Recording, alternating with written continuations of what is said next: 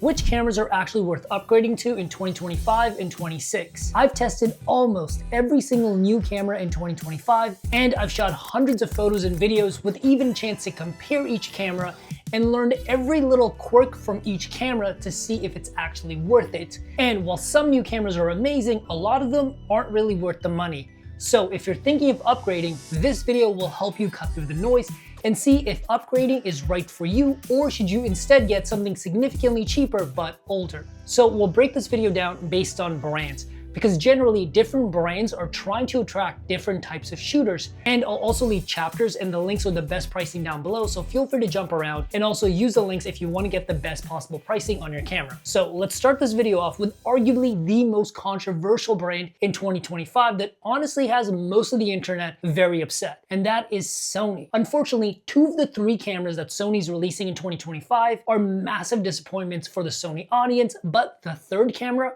might actually save their entire year. Sony started off the year with the Sony FX2, which is pretty much a cinema version of the Sony A7IV with some improvements like updated color science, a higher second native ISO, better color matching to the Sony Venice cinema cameras, and it also has film looks for photos, which I personally really love, and you also get the newest Sony autofocus and stabilization, and all of this in a very nice cinema body with a tiltable EVF, which I really like. However, the main specs of the FX2 are just the A7IV, which is $1,000 cheaper and 5 years old. However, for the price, the A7IV is an amazing camera.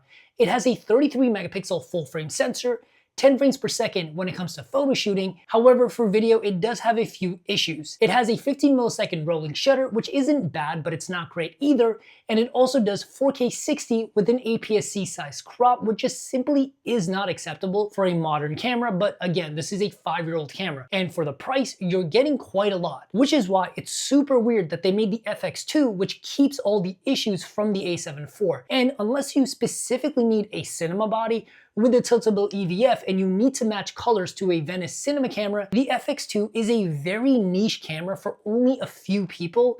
The average shooter probably isn't going to pick up the A7IV, or you could even pick up the Sony A7C II, which is basically the same camera in a smaller body with the newest autofocus and stabilization, and that's probably the route that a lot of people should go down. But if you need something right now that actually has better specs, there's also the Sony A7R5, which is actually about the same price as the FX2, but has double the resolution with a 61 megapixel full frame sensor, 8K video, and 4K 60 without a crop, with all of Sony's latest autofocusing and stabilization. However, most people are probably just going to wait for the Sony A7V, which is what I'm waiting for, because it fixes all of the issues with the FX2, A7IV, and the A7C lineup. It has a 33 megapixel stack sensor, so the rolling shutter will be way less. For photos, it also has a much faster 30 frames per second with electronic shutter, and it's still in 14-bit mode, which means you are not going to lose quality by shooting electronic shutter with this camera. The A7V should be announced on December 2nd, and you should be able to get one for Christmas. And honestly, I'm waiting for the A7V. I've been waiting 3 years for this camera, and it looks amazing. And if it's good, it can honestly save Sony's year. Now, let's talk about the brand that I personally think is killing it in 2025. Not only for the average shooter, but even professionals. And in my opinion, this is the most exciting camera brand right now, and the cameras are so worth it when you consider the price to performance ratio. And believe it or not, that's actually Nikon. I know what you're thinking, the potato camera company? The company has radically transformed, and they even recently bought Red Cinema cameras, which shoots about 80% of all Hollywood movies. The first one being the Nikon Z5 II. It has a 24 megapixel full frame sensor that can shoot as fast as 14 frames per second, which is about a 30% increase over most cameras that do 10 frames per second, and it does 30 frames per second in JPEG only, but it's a ridiculously fast camera. And it can do 6K video in standard mode or 4K raw video internally. However, it does have the dreaded 4K 60 crop factor, which I guess at this price is okay. However, it's about the same specs as the A7IV when it comes to video, but it's still about $500 cheaper. So in my opinion, it's a really good camera for the price to performance ratio. And Nikon doesn't sacrifice when it comes to their body and ergonomics, because this camera still has a dual SD card slot, a very high quality EVF and screen, And honestly, this camera is good enough to cost $2,000 to $2,500. Specs-wise, the Z5 II lands right between the R6 Mark II and the A7IV, which are both about $2,000, but the Z5 II costs anywhere between $300 to $500 less. For the average person, this is the best bang for your buck full frame camera, and probably the camera I recommend most people start off with as their first serious photo camera. Now, the camera that's probably made the most amount of noise in 2025 from not just Nikon, but any brand, is the Nikon ZR or ZR if you're Canadian. And that's for one simple reason. The Nikon ZR is an extremely powerful camera, but it's also the cheapest in its category. The Nikon ZR can shoot 6K video up to 60 frames per second, no crop, and in raw video or standard H.265. Personally, this is everything I need. OpenGate would have been nice, but this is amazing. It's $21.99 for a brand new cinema camera. That just doesn't happen, especially with these specs. The main appeal of the ZR is that one, it's a cinema camera, but it also has Red Raw NE, which is the first collaboration between Red cinema cameras and Nikon. And this gives the Nikon ZR Red color science and Red Raw workflow, even though the quality of the Red Raw in the Nikon ZR is nowhere near as good as the actual Red cinema cameras, which have 16-bit RAW, and the Nikon ZR is only 12-bit. But for most people, this is more than enough because the Blackmagic cameras also only do 12 bits. And I've actually tested the Nikon ZR next to my own 8K Red. We're actually shooting on that 8K Red right now, and the quality for most beginners and intermediate shooters is more than enough. My main issue with the Nikon ZR is that the file sizes are way too big, and actual Red cameras will actually let you add compression to your RAW files to save on card space or hard drive space. A single hour of 6K at 24 frames per second on the Nikon ZR is 688 gigabytes. 4K at 24 frames per second is 322 gigabytes.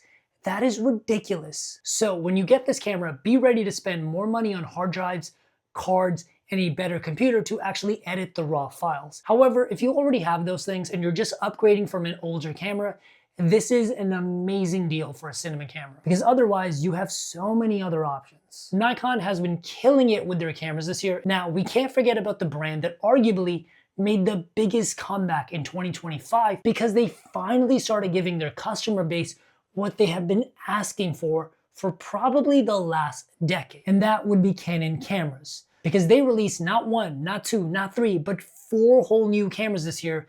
And every single one of these cameras was something the audience had been asking for. The first one being the Canon Powershot V1, made for vloggers and people who really wanted a G7X Mark II or Mark III. The Canon Powershot is much bigger in size than most vlogging and point-and-shoot cameras, but it also has much better specs. It has a much bigger 22 megapixel sensor that's very close to a Micro Four Thirds sensor, which is a type of sensor you only see in much more expensive mirrorless cameras, and the lens on this camera is perfect for vlogging and content creation, and even low light shooting. For photos, it can shoot as fast as a proper mirrorless camera with 15 frames per second mechanical shutter or 30 frames per second electronic shutter. That is unheard of for a camera at this price point. When it comes to video, the Powershot is equally as good for the intended users. I don't think this is a camera for everybody, but if you're a vlogger or a content creator, this is fantastic.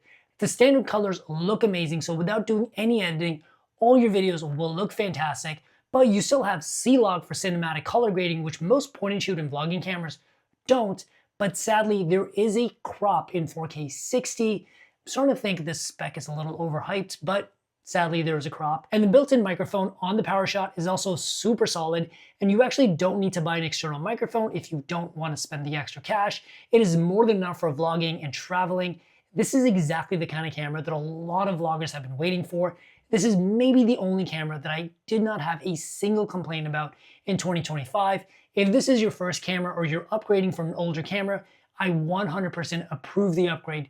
Go pick it up, it's a great camera. But if maybe you want more power from your vlogger or content creation camera, they also put out the Canon R50v. And this again is one of those cameras that the Canon audience had really been asking for. It still has a creator style body that leans more towards a serious video shooting style, but you can still easily use this as a vlog camera. And just like the Powershot, the kit lens the R50v comes with is great for vlogging and content creation with even a power zoom rocker. However, this lens is not good for low light, and you definitely want to pick up another faster lens for low light if you plan on doing any kind of outdoor vlogging at night. But the R50v still has all the best features from Canon cameras: a 24 megapixel APS-C size sensor, 10 frames per second in photos. Sadly, it does not go faster than that. And best of all, it does 4K 60 without a crop, finally. And it also has C-Log 3 for color grading. I've actually shot some mini test footage with this, did a ton of color grading to it.